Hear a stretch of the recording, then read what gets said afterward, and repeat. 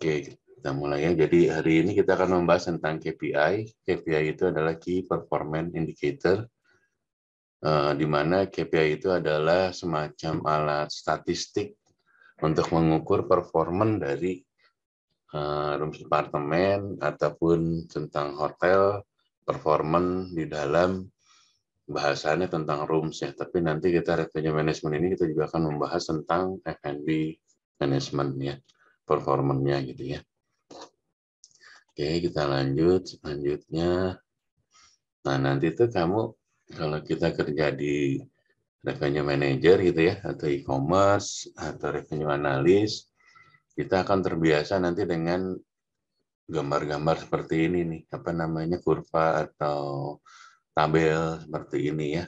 Jadi kita akan nanti membandingkan hotel kita berbanding dengan kompetitor, terus hotel kita mungkin modelnya, konsepnya resort gitu ya, yang mana banyaknya ramenya di weekend gitu misalnya gitu ya, atau kita hotelnya di kota kayak di Palembang, bisnis hotel yang ramenya mungkin mulai dari Selasa nyampe Jumat, tapi Sabtunya weekendnya justru menurun dan sebagainya ya. Jadi nanti pola-pola ini yang akan kita lihat di dalam hotel kitanya. Kita masuk ke dalam kelompok resort hotel yang mungkin weekendnya rame, atau bisnis hotel yang weekday-nya rame. Tapi ada kombinasi keduanya juga, ada weekend dan weekday rame. Berarti marketnya emang kuat ya. Kayak mungkin Bandung, Yogyakarta, mungkin Bali juga. Di weekday-nya banyak meeting-meeting dari Jakarta, dari kota-kota lain gitu ya. Datang ke Bandung, datang ke Jogja, datang ke Bali, terus yang disambung ke weekend-nya orang-orang leisure dan sebagainya ya. Nah, nanti kerjanya salah satunya kita juga membaca selain tadi tabel, kita membaca kurva, membaca diagram pie chart seperti ini. Kamu nggak usah takut, karena ini tuh data udah dihasilkan dari sistem, cuman kita membacanya aja yang cara membacanya gitu ya, yang harus kita pelajarin. Nah, biasanya nanti di dalam sistem revenue management system itu akan ada namanya KPI dashboard ya. Dashboard itu kayak kalau kamu kayak speedometer lah gitu ya. Kamu naik mobil kan ada speedometer, motor ada speedometernya, kecepatannya berapa. Dan dengan situ kita lihat kecepatan okupansinya berapa dan sebagainya. Biasanya di dalam dashboard itu akan ada revenue-nya berapa aja. Jadi per tanggal hari ini, misalnya penjualan kamar, misalnya ini 240.000 US dollar, F&B berapa, bisa jadi rupiah ya. Nah, di Indonesia biasanya kita menggunakan rupiah, ini contohnya aja pakai US dollar. Jadi total revenue-nya per hari ini 480 ribu sekian US dollar. Nah, kita melihat dari hari-hari ke hari ini, biasanya okupansinya, di sini kamu bisa lihat okupansinya paling tinggi di hari apa nih? Di tabel ini. Hari apa yang paling tinggi di tabel ini? Kelihatan nggak? Sabtu, Pak. Hari Sabtu. Sabtu, terus hari apa lagi? Trennya. Hari Jumat. Jadi Jumat dan Sabtu. Ya, Jumat Sabtu itu maksudnya jenis tipe hotel apa yang tadi saya sampaikan? Weekendnya paling banyak, Pak, seperti Jakarta sama Bandung. Ya, jadi weekendnya kuat ya, tapi weekday-nya juga bagus. Nah, nanti secara kurvanya seperti ini nih. Oh, di tanggal-tanggal ini nih kamu rame nih. Berarti kita harus combine juga dengan kompetitor. Kompetitor gimana sih pola tabelnya, apakah melakukan sama seperti kita? Biasanya secara umum sih akan sama ya, terutama misalnya kayak di Jogja gitu, ada conference dokter anak se-Indonesia gitu. Hampir seluruh kota Jogja tuh penuh karena pesertanya mungkin sekitar 2.000 dokter se-Indonesia, dokter anak se-Indonesia. Jadi hotel se-Jogja pada tanggal ini akan penuh gitu ya. Nah, biasanya kita mau jadi revenue manager, ini misalnya ini bulan depan nih, kita melihat ini ada tren kenaikan nih tanggal segini sampai tanggal segini. Nah, kamu langsung di sini lakukan strategi harga, naikin harga nih di sini nih. Di sini kamu buka mulai dari misalnya bar 3, 4, 5 gitu ya, atau bar 5 aja gitu yang mahal-mahal gitu ya. Ini caranya kamu sebagai revenue manager seperti itu ya. Nah, data ini dapatnya dari mana? Dari revenue management system. Dia ngasih tahu terjadi penguatan kamar banyak terjual di tanggal-tanggal ini nih. maka harganya disarankan secara sistem kamu jualan harganya pakai misalnya bar 3, bar 4, bar 5, dan sebagainya ya. Ini dari sisi average room rate-nya, ini okupansinya, ini reparnya. Nah, semua tabel ini kegunaan kita untuk menganalisa ya. Nanti di revenue meeting, kamu sebagai revenue manager, kamu bacain ini nih. Walaupun semua orang bisa baca, tapi kamu bacanya bukan baca angka gini ya, tapi menceritakan, wah ini kita tanggal segini rame loh ya, kita akan lakukan strategi A, B, C, D, E gitu ya. Bukan baca Senin segini, Selasa segini, itu semua orang bisa baca, tapi menginterpretasikan, terus langsung menstrategikan gimana kira-kiranya dengan kondisi tren booking seperti ini, kenaikan seperti ini, apa yang akan kamu lakukan? Kamu bilang bahwa market ini akan banyak grup MICE, kita akan menggunakan harga di bar 4. Nah, terus kalau diharapkan nanti masih ada sisi okupansi yang bisa kita ambil, misalnya FIT-nya berapa gitu ya. Nah, di sini strategi kita. Sampai di sini ada yang mau nanya nggak? Dari sini pun kita kelihatan bookingnya datangnya dari mana aja. Oh, ternyata banyaknya dari online ya. Terus ada lagi yang dari offline yang langsung lewat hotel, website, telepon gitu ya maksudnya. Online yang dari kayak OTA, menggunakan kemarin apa yang masih ingat nggak yang pakai apa channel manager melalui channel manager ya. Terus ada yang memang regular guest yang modelnya dia telepon, dia booking by email dan sebagainya ya. Ada yang mau nanya nggak sampai di sini? Nah, di dalam dashboard itu juga kita melihat rata-rata tamu kita itu stay-nya berapa lama sih gitu ya. Oh, rata-rata ini hotelnya misalnya stay-nya 18 hari atau ini sorry. Oh, bookingnya sorry ini bookingnya berapa hari nyampe dari mulai tanggal 1 dia stay-nya tanggal 18 berarti 17 hari dia booking pace-nya gitu periode bookingnya. Tapi ada juga di Palembang yang modelnya orangnya go show kan, yang saya bilang kemarin.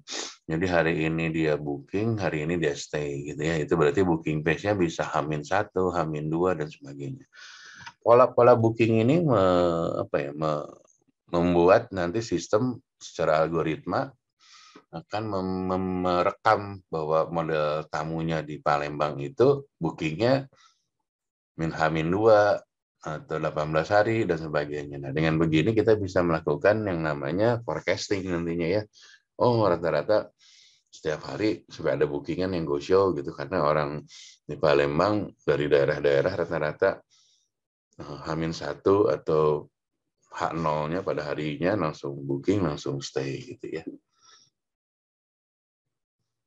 Nah, dari rasio-rasio ini kita bisa melihat nanti kira-kira model kan tadi nih okupansinya kayak banyaknya misalnya lebih banyak twin yang karena banyak meetingnya gitu segala macam.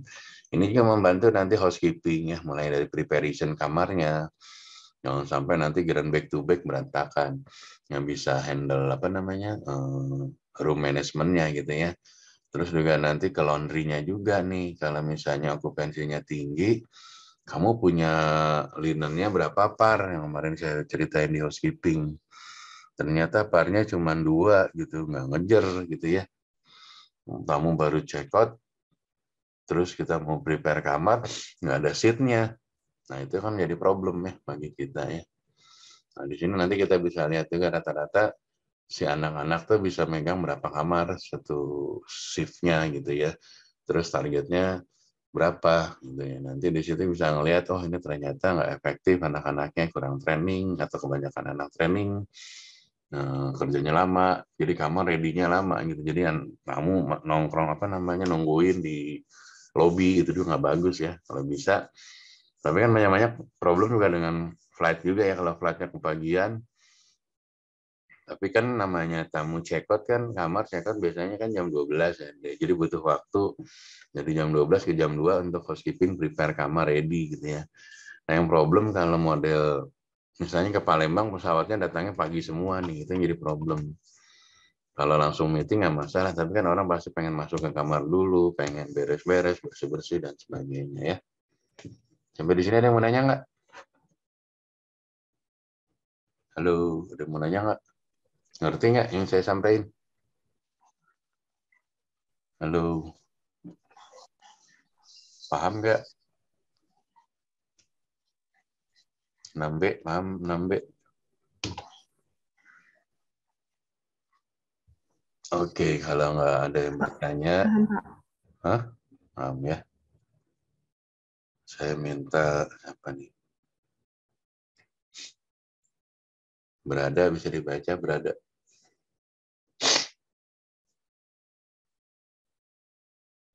Berada.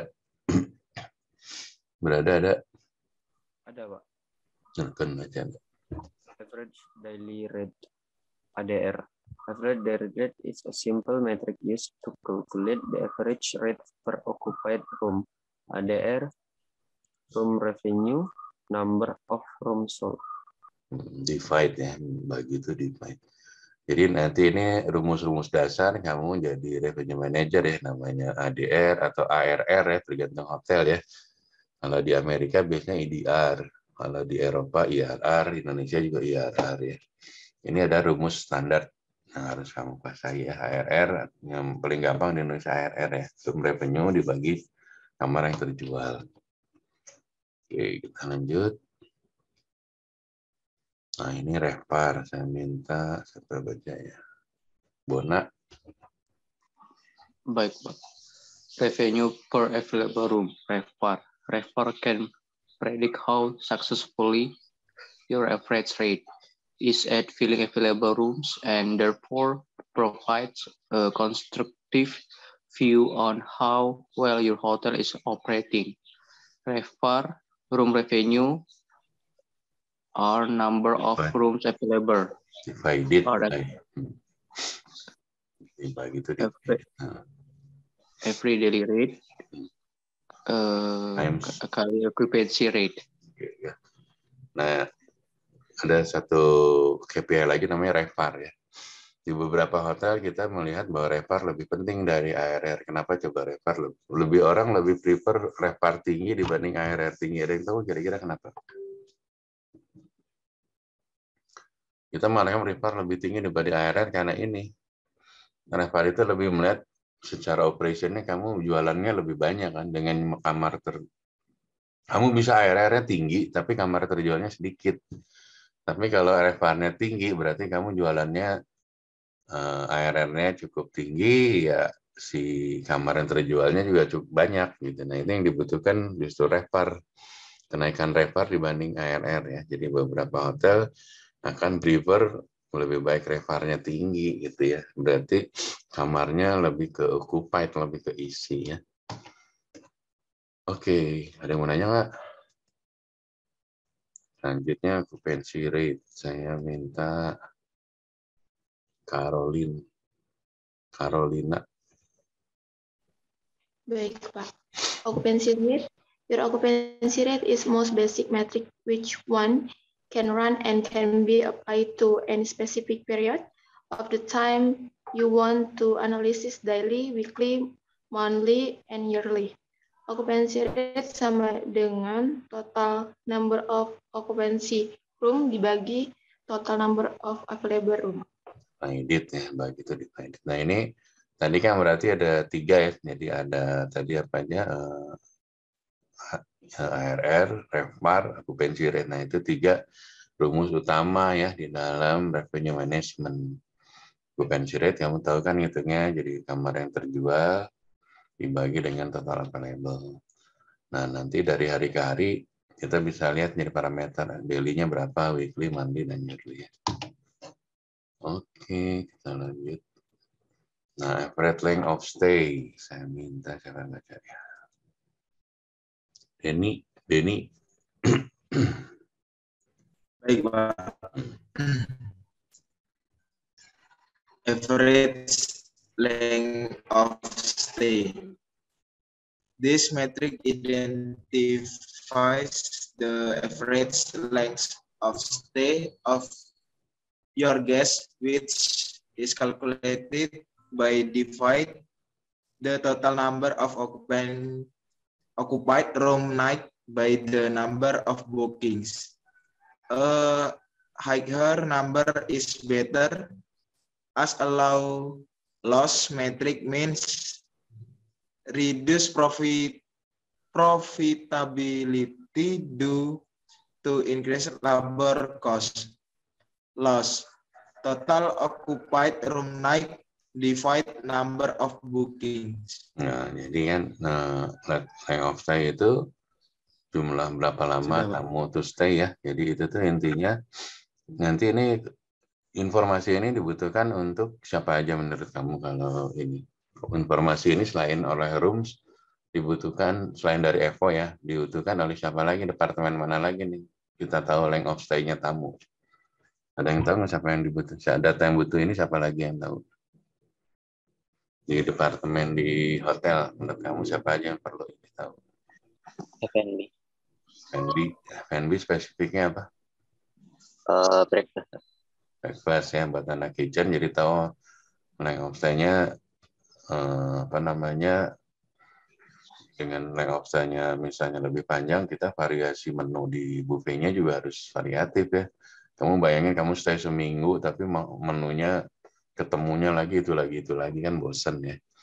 Terus untuk housekeeping perluannya apa nih kalau tahu length of stay-nya sih gini? Linen, penyiapan linen, Pak. Penyiapan linen, Pak. Ya bagus, benar, pintar. Linennya ya. Jadi kalau tamunya length of stay-nya panjang, berarti diharapkan sih laundry linen cost-nya kan kadang-kadang ya kalau tamunya back to back ganti, kita harus ganti semua seat ya. Tapi kalau length of stay-nya rada panjang, nggak semuanya diganti juga, mungkin seat-nya 2 hari sehari gitu ya. Tapi towel kalau udah di bawah kita ganti, tapi kalau di hanging kita nggak ganti. Nah itu juga mempengaruhi dari biaya laundry, mempengaruhi dari part of laundry-nya, part of linen-nya. Kalau linen-nya mepet dikit, length of stay-nya banyak sih aman, tapi kalau length of stay-nya pendek-pendek itu jadi problem. Kamu check-in, check-out, akhirnya kan linennya parnya kedodoran. Kalau cuma 2, mungkin kejadian nanti satu saat kamarnya ready, tapi nggak ada linennya, nggak ada sheet-nya, dan sebagainya. Oke. Paham ya saya ngajarin? Ada yang mau tanya nggak? Paham, Pak. Paham ya.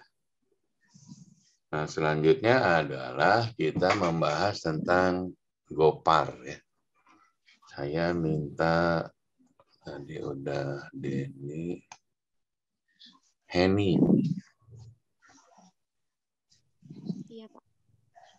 Gross operating profit per available room atau GOPAR. GOPAR is the gross operating profit per available room, or more clearly, the total revenue of the hotel less expenses include earning that revenue divided by the number of available room. GOPAR sama dengan total room revenue dikurang total room expenses atau number of available room. Karena atau divided, dibagi. Atau ini dibagi ceritanya. Nah, jadi GOPAR itu juga salah satu contoh KPI ya di dalam hotel. Jadi nanti menghitung profitnya kamar itu per available room-nya berapa gitu. Tadi kan kamu misalnya ARR-nya 500.000 gitu ya. Nanti di dalam kamar itu kan ada biaya tadi ya, biaya laundry, biaya apa aja sih tadi? Biaya labornya, karyawannya, housekeeping dan sebagainya. Nanti bisa kelihatan rata-rata apa sih namanya GOP-nya kamar itu, GOP per available room-nya cuma 100 gitu kan. Jadi dari revenue tadi ARR 500, GOP VAR-nya 100, berarti 100 bagi 500. Nah, nanti ini bagus atau tidak bagusnya di-compare dengan data statistik hotel kamu yang sama, misalnya sama-sama bintang 4 di brand yang sama, misalnya di Accor, kamu misalnya hotelnya Ibis, kamu jadi GM di Ibis gitu ya. GOP par-nya itu kamu misalnya 100.000. Bisa jadi lebih bagus, bisa jadi lebih rendah, tergantung rata-rata industri. Ternyata rata-rata Ibis di Indonesia GOP par-nya 125, berarti kamu kerendahan. Bisa jadi ARR-nya kecil atau expense-nya kamu gede. Nah, ini adalah juga membuat analisa nanti ke depannya. Kamu harus apa yang harus kamu lakukan ya. Jadi sebagai revenue manager, kamu nanti info ke GM, GOP VAR kita dibanding hotel sejenis dengan brand yang sama, hotel kita tidak terlalu bagus, Pak. Sebaiknya kita lakukan, misalnya naikin harga kalau misalkan market kuat gitu ya, atau nurunin beberapa expense yang dirasakan expense-nya gede gitu ya, besar. Atau lebih besar dibanding industri gitu ya. Oke, kita lanjut. Nah, ini juga ada yang baru nih. CPOR ini banyak digunakan di beberapa hotel baru nih. Jordi bisa baca.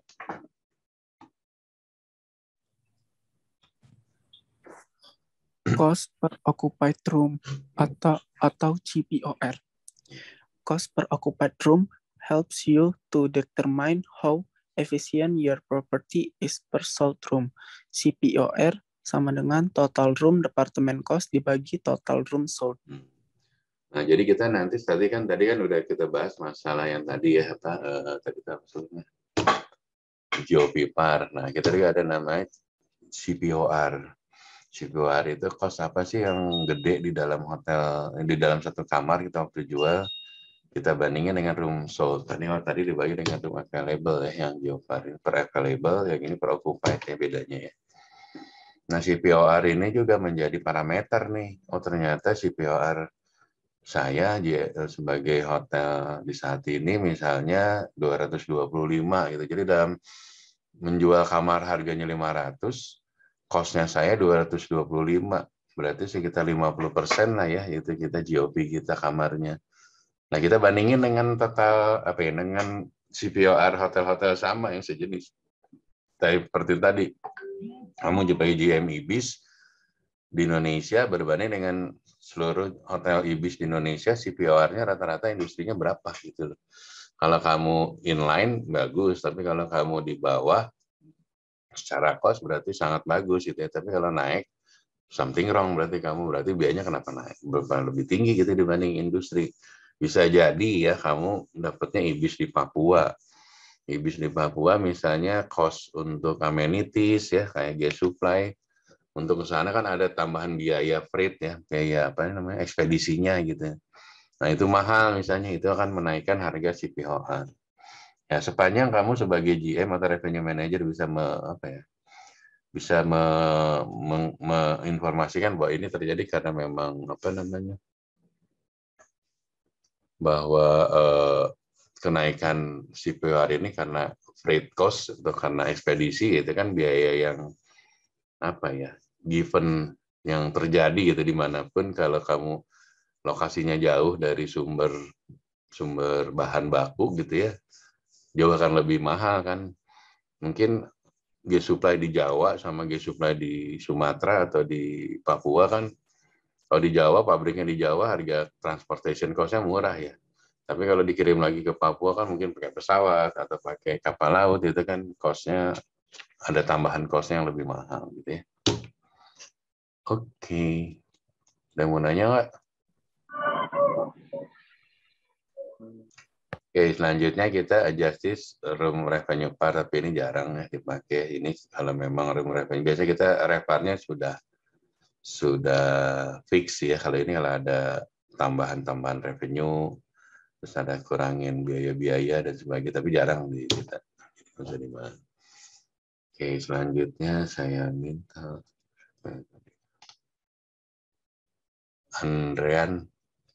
Muhammad Andrean. Balance scorecard in Chain Brand Hotel. Hilton Worldwide Quality Balance Scorecard and Connie Award. According to the Hilton Worldwide, the balance scorecard is used widely to reward teamwork and achieve customer service excellence. Based on the year-end evaluation, best hotel are recognized with Connie Award. The winners are selected according to Total Quality Scorecard, TQS, Loyalty Score according to SALT, Satisfaction and Loyalty Tracking, the Quality Assurance QA Score. Thank you ya. Ini contoh kita menggunakan brand Hilton ya. Jadi kalau di Hilton modelnya gini, tapi di hotel lain mungkin namanya beda ya. Nah, di Marriott namanya apa, di Accor namanya apa, ini ceritanya di Hilton. Jadi alat ukur KPI metodenya adalah namanya balance scorecard. Salah satu metode yang digunakan adalah balance scorecard ya. Di mana balance scorecard itu nanti akan menggabungkan performan keuangan kamu, terus performan guest experience kamu ya. Jadi nanti di guest comment-nya bagus nggak gitu. Bisa jadi hotel revenue-nya bagus tapi guest comment-nya banyak negatif. Itu juga menjadi tidak bagus KPI-nya. Harusnya bagusnya semuanya bagus gitu. Jadi revenue-nya bagus, terus tamu happy, karyawan juga masuk ya. Jadi ada namanya staff loyalty ya di beberapa hotel atau staff engagement, itu nilainya kira-kira hotelnya rame, tamunya happy, tapi karyawannya capek, gajinya kecil, gitu. Itu dia jadi nggak happy karyawannya. Jadi semuanya harus, everybody harus happy lah intinya gitu ya. Jadi kita mengukur semua keseimbangan itu. Jadi tamu happy, revenue bagus, karyawannya happy, lingkungan kerjanya juga bagus, mendukung. Nah itu item-item yang dinilai dalam balance scorecard-nya. Kalau di Hilton namanya Connie Award, mungkin pendirinya namanya saya nggak tahu, mungkin Connie Award ya, saya belum pernah di Hilton ya. Nah nanti kebetulan kalau di tempat saya di Marriott setiap tahun kita juga sama, ada quarterly, kita ada ada top performance-nya apa aja gitu ya. Misalnya dari sisi quality siapa yang terbaik, loyalty customer. Kalau di Marriott namanya Marriott Bonvoy ya, kalau kamu lihat iklan sepak bola itu ada suka di iklannya Marriott Bonvoy. Itu adalah loyalty loyalty manajemennya atau brand name-nya loyalty dari Marriott. Kalau di Accor apa sih namanya, saya lupa ya. Ada tuh di kaos bolanya si Paris Saint-Germain, kamu lihat kan ada Accor tuh apa gitu, saya lupa namanya. Itu adalah ukuran-ukuran nih untuk mengukur quality scorecard, berarti guest comment dari tamu happy, terus tamu-tamu loyalty-nya gimana pada satisfaction, terus nilainya berapa nanti satisfaction gitu ya. Ada yang nilainya mungkin dari 8, 9, 10 tergantung skor masing-masing. Terus nanti kita juga diaudit nih sama brand kita, quality assurance-nya, brand standarnya jalan enggak gitu loh ya. Bisa jadi kamu rapi semuanya tapi nggak standar brandnya. Ternyata misalnya gitu, harusnya standarnya pillow-nya menggunakan fabrics atau jenisnya A gitu, terus kamu pakainya B gitu, tapi tamu nggak ngeh gitu. Tapi kalau menurut setelah brand audit harusnya tipenya seperti ini. Nah itu akan di skornya akan dikurangin tuh nanti. Jadi nanti ada nilainya kan banyak. Bisa jadi ini bagus, ini jelek. Nah, nanti totalnya berapa gitu ya. Sampai di sini mau nanya nggak? Nggak ada yang mau nanya?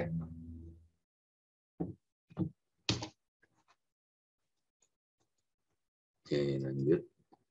Nah, ini ceritanya nanti kalau misalnya kamu jadi revenue manager atau jadi GM, dikasih sama corporate, sama area kamu adalah target atau balance scorecard-nya dari hotel gitu ya. Dari balance scorecard-nya itu nanti diturunin, pertumbuhan revenue-nya harus segini. Nanti itu biasanya udah ada metriknya sih, kamu tinggal ngikutin aja ya. Jadi untuk brand apa yang harus dirapihin, untuk kualitas kamar. Jadi ini tuh nanti ada item-item atau dashboard-nya. Jadi setiap bulan nanti kamu lihat tuh nilai ini merah atau hijau atau kuning gitu ya.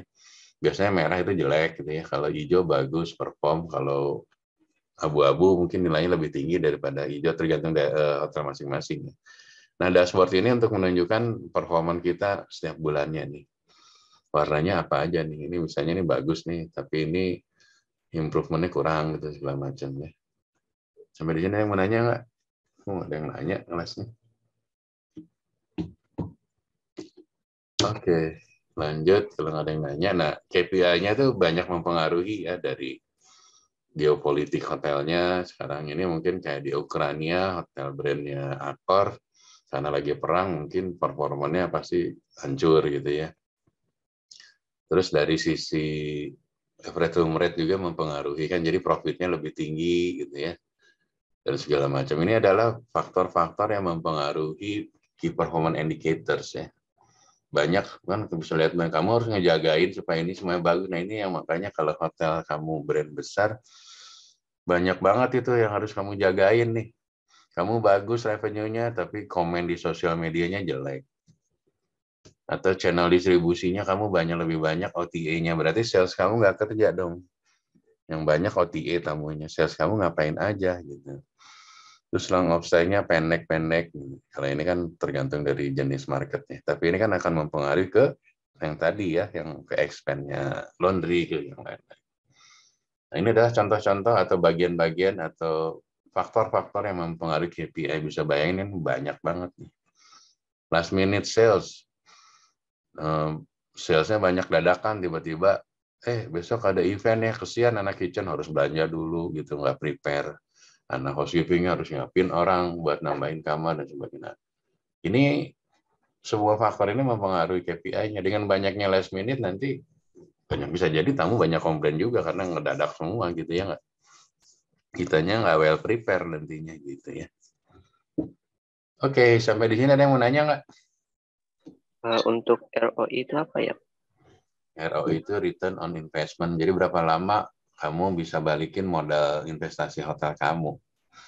Dulu yang saya ajarin di studi kelayakan tuh. Jadi kalau hotel Windham gitu ya, investasinya misalnya bangun hotel itu satu kamarnya misalnya 1 miliar gitu ya. Kamarnya ada 100, berarti 100 miliar. Nah, balikin 100 miliar itu kamu butuh berapa lama tahunnya, terus berapa besar keuntungan persentase interestnya ya ibaratnya. Kamu bandingin kamu nyimpan uang 100 miliar di bank selama 10 tahun kamu dapat misalnya bunganya jadi 2 miliar gitu. Jadi 102 miliar. Tapi kalau kamu bangun hotel dengan investasi 100 miliar di tahun ke-10 ternyata nilainya jadi 103 miliar. Berarti kan lebih untung bangun hotel ya karena ada profit yang lebih besar. Nah, ROI itu adalah untuk menghitung berapa besar sih persentasi investasi itu jika disimpan di dalam bisnis hotel atau bisnis apapun berbanding dengan kamu nyimpan duitnya di bank gitu loh. Nanti selisihnya bunganya itu namanya ROI. Kalau ROI-nya itu lebih bagus kalau misalnya bunga deposito 9% gitu ya. Kalau kamu nyimpan di bank dengan nilai 100 miliar dapat 9% gitu ya. Tapi kalau bangun hotel kamu ternyata ada profit lebih besar dibanding nyimpan uang di bank gitu. Jadi misalnya dihitung-hitung pas tahun ke-10, oh ternyata ada marginnya 20%. Berarti kamu kan lebih bagus ya ROI-nya. Kalau di bank cuma 9%, kalau di sini bisa nyampe misalnya di atas 20%. Tapi kan bangun hotel ada resiko ya. Misalnya kayak gini pandemi kan jadi mundur ininya balik break even poinnya balik modalnya yang tadinya diharapin tahun ke-10 ternyata jadi tahun ke-20 gitu ya. Ada lagi yang mau nanya yang lain? Ngerti yang saya ajarin? Gampang nggak yang saya gampang dicerna nggak yang saya ajarin? Gimana yang lain? Mudah nggak diartikan? Bisa, Pak. Nah, ya. Nah, jadi saya ngarepin nih, nanti kan ini sekarang saya akan banyak nyampe kuliah akhirnya tentang revenue management. Jadi saya berharap mudah-mudahan di kelas dari 6B, 6A, someday ada yang jadi revenue management, revenue manager ya, karena memang saat ini industri hotel Indonesia perlu revenue manager yang bisa kuat di dalam menganalisa bisnis ya. Kamu nggak usah takut, seperti saya sampaikan semuanya ada di sistem. Yang penting kamu harus tekun yang pertama ya, terus mau belajar, terus dengan terus belajar kamu nanti mengasah kemampuan kamu menganalisa, melakukan strategi dan sebagainya ya. Terus saya sampaikan gajinya gede loh untuk revenue manager, untuk level entry itu lumayan tinggi gitu ya. Oke, kalau nggak ada lagi yang ditanya, saya akhiri ya. Nah, terakhir, ini nggak ada tugas, jadi saya harap kamu belajar nanti di revenue management ini. Banyak dari rooms itu yang jadi revenue manager, karena background-nya dari FO, dari reservation, dari departemen lain, mungkin dari sales ya. Banyaknya sih 3 itu dari rooms, maksudnya dari FO, dari reservation, sama dari sales ya, menjadi revenue management. Yang penting kamu nggak usah takut sama angkanya semuanya ada di sistem kok, bukan kamu harus mikir gitu ya. Ya tetap mikir, tapi maksudnya dibantu oleh sistem. Oke? Kalau nggak ada lagi pertanyaan, saya akhiri ya. Ketemu lagi next apa ya? Jumat ya kalau misalnya next Friday ya. Thank you. Sebelumnya kita foto dulu, tolong dibuka semua kameranya.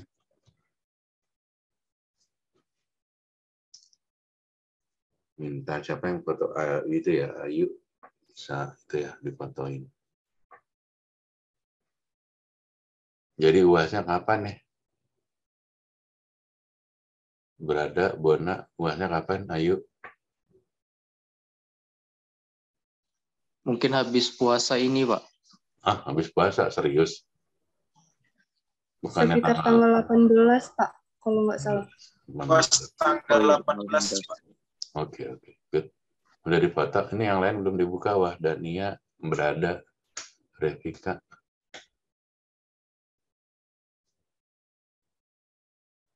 Jadi itu, yuk, tolong diituin, yuk, di foto ya. Yang nggak masuk siapa, yuk? Berada. Udah, Pak. Untuk Ima, dia izin, Pak, ke RS untuk surat dokternya nanti menyusul, Pak. Oke, nanti tolong di WA yang nggak masuk ya, di grup. Oke, kalau nggak ada lagi, thank you. See you next Friday. Terima kasih Pak Dino.